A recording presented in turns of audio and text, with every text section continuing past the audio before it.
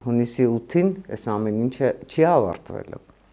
Հունիսի 8-ին մենք դեռ էլի նայելու ենք իրար։ Հունիսի 8-ին փորձ է արվելու այս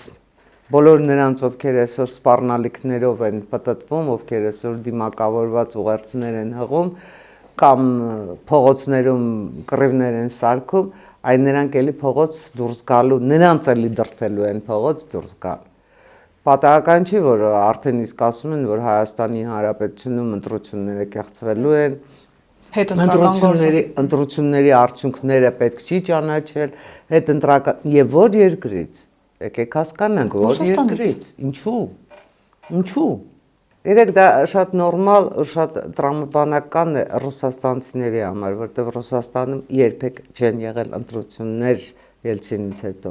Ռուսաստանում պարզապես չգիտեն ինչ է նշանակում ընտրել, չգիտեն ինչ է նշանակում այլընտրանքային ծրագիր, չգիտեն ինչ է նշանակում այլընտրանքային թեկնածու կամ ընդհանրապես մրցակցություն։ Եկեք հասկանանք, ովքեր են եղել Պուտինի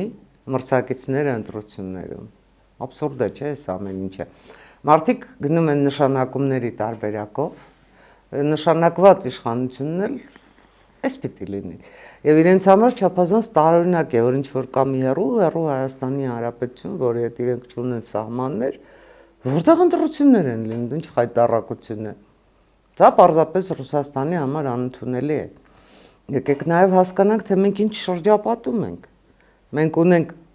հարևան Ադրբեջան, որտեղ նույնպես ընտրություններ չեն լինում։ Մենք ունենք հարևան Թուրքիա, որտեղ Էրդողանը պատրաստվում է սահմանադրություն փոխել, որպեսզի 2028-ից հետո վերստին ընտրվելու, 2 ժամկետով ընտրվելու հնարավորություն ունենա։ Մենք ունենք Պարսկաստան, Իրան, հարևան Իրան, որտեղ,